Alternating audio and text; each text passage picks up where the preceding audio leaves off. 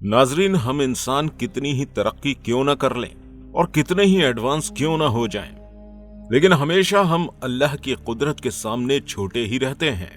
हमारी कुदरत अक्सर ऐसे कारनामे करती रहती है जिसको देखकर हम इंसान हैरान रह जाते हैं। इसी तरह दोस्तों, क्या आपको पता है कि हमारी कुदरत ने बीच समुद्र में एक ऐसी लाइन बना रखी है जिसको आप देख तो नहीं सकते, लेकिन ये लाइन अक्सर अपने होने का एहसास करवाती रहती है। नाजरीन, ये एक ऐसी लाइन है जिसे क्रॉस करना किसी भी परिंदे या जानवर के बस की बात नहीं है, और इस लाइन के दोनों तरफ की दुनिया एक दूसरे से बिल्कुल मुख्तलिफ है। अब आप सोच रहे होंगे कि आखिर ये लाइन है क्या और ये लाइन कहां है। तो आपको बता दें कि ये लाइन इंडोनेशिया के दो जजीरों के बीच मौजूद है और इन आइलैंड्स का नाम है बाली और लोम्बो। दोस्तों, इन दोनों के बीच एक ऐसी इनविजिबल लाइन खिंची हुई है जिससे हम इंसान तो होकर गुजर सकते हैं, लेकिन इस लाइन को ना तो कोई परिंदा पार कर सकता है और ना ही कोई जानवर। और सिर्फ यही नहीं, बल्कि इन दोनों जजीरों के पास रहने वाली समुद्री मछलियां भी कभी भी इस लाइन को पार करके दूसरी तरफ नहीं जाती हैं। ये ना दिखाई देने वाली लाइन अपने अंदर एक बहुत बड़े राज छुपाए हुए है। इस लाइन के बारे में कुछ वक्त पहले तक किसी को कोई जानकारी नहीं थी। इस लाइन के दोनों तरफ रहने वाले सभी जानदार एक दूसरे से बिल्कुल मुख्तलिफ हैं। और सोचने वाली बात यह है कि आखिर ऐसा क्या है इस लाइन में जो दुनिया का कोई भी जानवर, फिर वो पानी में रहने वाला हो या जमीन पर रहने वाला हो या फिर वो आसमान में उड़ने वाला परिंदा हो, इस लाइन को पार करने से कतराता है। सबसे पहले हम ये जानते हैं कि आखिर इस लाइन के बारे में किसे, कब और कैसे पता चला था। दोस्तों, ये वक्त था 1823 का। इस वक्त ब्रिटेन में एक बच्चा पैदा होता है। इस बच्चे का नाम अल्फ्रेड रसेल वेलिस रखा जाता है। इस बच्चे के बाप एक कार्टोग्राफर थे, यानी कि ये दुनिया का नक्शा बनाने का काम किया करते थे, और इस नक्शे को बनाने के लिए इन्हें सरकार की तरफ से लंबे लंबे सफर पर भेजा जाता था। अपने सफर पर जाने के लिए इन्हें खर्चे के पैसे तो दिए जाते थे, लेकिन इनकी खुद की तनख्वाह बहुत ज्यादा कम थी, और इस कम तनख्वाह की वजह से ये अपने बेटे को पढ़ा नहीं पाए। ज्यादा परेशानी आने पर उन्होंने अपने बेटे को स्कूल से ही हटा दिया। स्कूल छोड़ देने के बाद अल्फ्रेड ने फैसला किया कि वो अपने फादर के साथ उनके काम में हाथ बटाएगा। अल्फ्रेड का ये फैसला आने वाले वक्त में उसकी दुनिया ही बदल कर रखने वाला था। नाजरीन, अल्फ्रेड अब अपने फादर के साथ पूरी दुनिया की सैर करने में लगा था।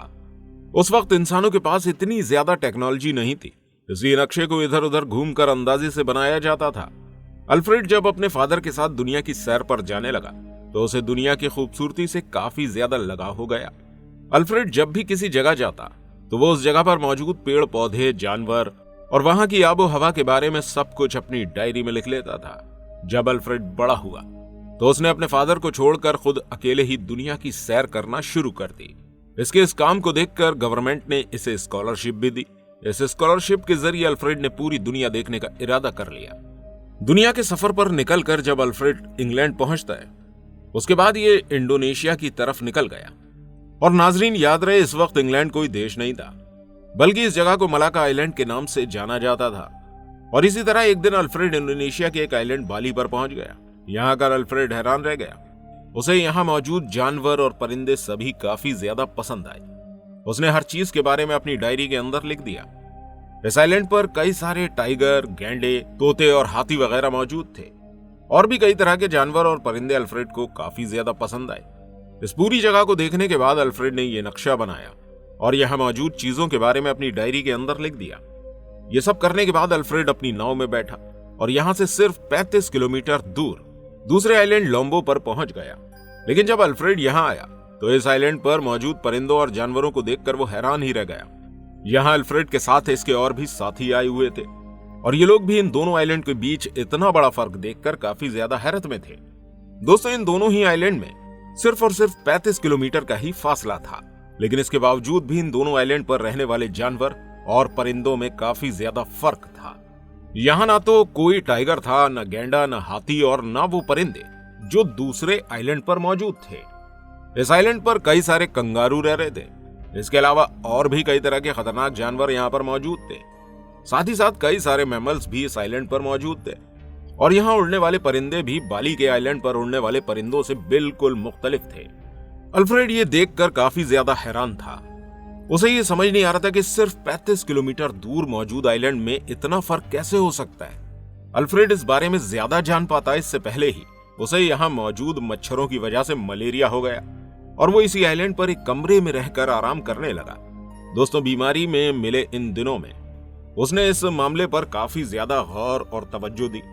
नाजरीन, हम आपको बता दें कि एक वक्त में कभी ये सारी की सारी जमीन एक हुआ करती थी और ये सभी आइलैंड मिलकर एक ही आइलैंड हुआ करते थे जिसे हम पेंजिया के नाम से जानते हैं। लेकिन जमीन की टेक्टोनिक प्लेट्स में होने वाली मूवमेंट की वजह से ये सभी आइलैंड अलग अलग हो गए और इस तरह से हर आइलैंड पर जिंदगी की शुरुआत बिल्कुल अलग तरह से हुई।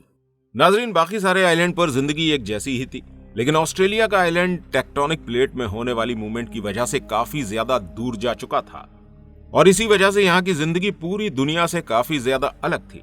अल्फ्रेड को लग रहा था कि हो ना हो लोम्बो का ये आइलैंड किसी वक्त में जरूर ऑस्ट्रेलिया का ही हिस्सा रहा होगा, जो कि टेक्टोनिक प्लेट्स में होने वाली मूवमेंट की वजह से इंडोनेशिया की तरफ पहुंच गया। अल्फ्रेड सोच रहा था कि आखिर वो क्या चीज है जो इन दोनों आइलैंड के बीच इतनी कम दूरी होने पर भी यहाँ रहने वाले जानवर, परिंदे और मछलियां तक एक दूसरे की तरफ नहीं जा पाते।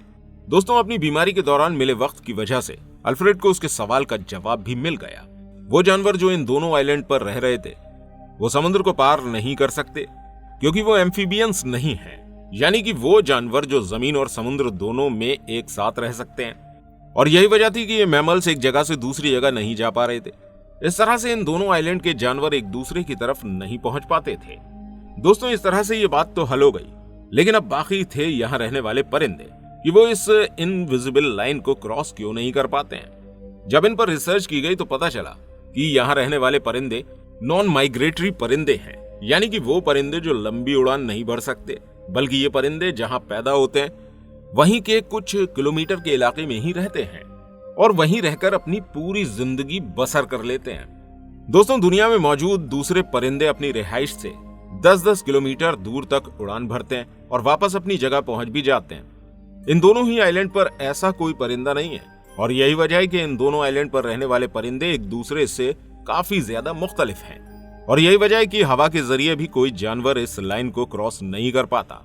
अब अल्फ्रेड को अपने दूसरे सवाल का जवाब भी मिल चुका था, लेकिन अब एक और सवाल बाकी था कि आखिर समुद्र में रहने वाली ये मछलियां भी उस 35 किलोमीटर के फासले को क्रॉस क्यों नहीं करती और एक दूसरे की तरफ क्यों नहीं जाती। लेकिन उस वक्त हमारी टेक्नोलॉजी और साइंस इतनी एडवांस नहीं हुई थी, इस वजह से अल्फ्रेड को उसके सवाल का जवाब नहीं मिल पाया।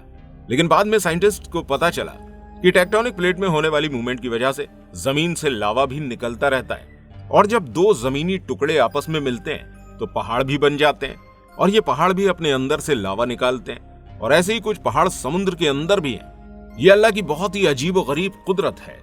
और ऐसे ही कुछ पहाड़ बाली और लोम्बो के आइलैंड के बीच भी समुद्र के अंदर बने हुए हैं और इन पहाड़ों से निकलने वाले लावे की वजह से यहाँ पर समुद्र का बहाव बहुत ज्यादा तेज है और इसी बहाव की वजह से इस आइलैंड में रहने वाली मछलियां एक दूसरे की तरफ नहीं जाती। नाजरीन, अल्फ्रेड के जिंदा रहते तो ये गुत्थी नहीं सुलझ पाई, लेकिन अल्फ्रेड के मरने के कई साल बाद इस मिस्ट्री को सुलझा लिया गया। लेकिन इस लाइन के बारे में अल्फ्रेड ने ही बताया था, इसी वजह से इन दोनों आइलैंड के बीच इस ना दिखने वाली लाइन को वालिस लाइन के नाम से ही जाना जाता है और आज भी इसके ऊपर काफी रिसर्च चल रही है। तो नाजरीन, देखा आपने अल्लाह पाक ने इस दुनिया में कैसी कैसी जगहों को बनाया है। अल्लाह ताला ने इस दुनिया में गौर फिक्र करने वालों के लिए बेतहाशा निशानियां छुपा कर रखी हुई हैं। बेशक वही हर चीज पर कादिर है। उम्मीद करते हैं आपको ये नई इन्फॉर्मेशन पसंद आई होगी।